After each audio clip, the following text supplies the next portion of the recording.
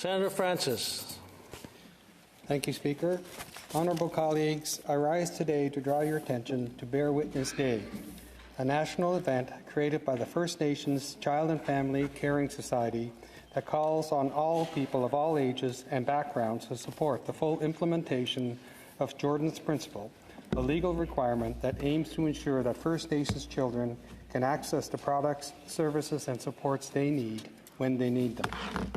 It is named in memory of Jordan River Anderson, a boy from Norway House Cree Nation born with complex medical needs.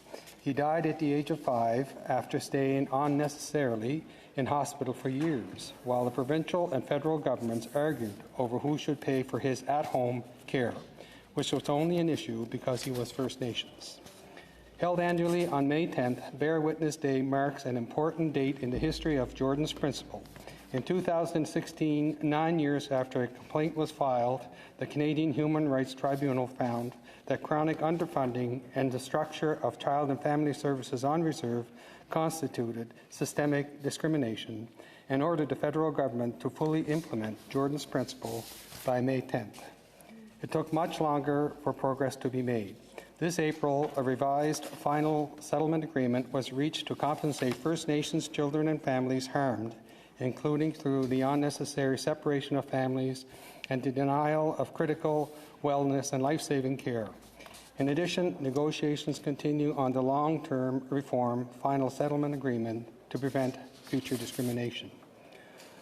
While nothing can undo the harm caused, these developments represent a long and hard-fought measure of justice which was made possible by Jordan River Anderson and his family along with the representatives plaintiffs, including Ashley Dawn Back, Karen O'Seath, Melissa Walterson, Nora Buffalo Jackson, Carolyn Buffalo, Richard Jackson, Xavier Mushum, Jeremy Miwashigi, Jonathan Miwashigi, the late Marina Beadle, and Zacchaeus Trout and his 2 late children, Sanye and Jacob, along with the coalition of leaders, activists, and allies like Dr. Cindy Blackstock.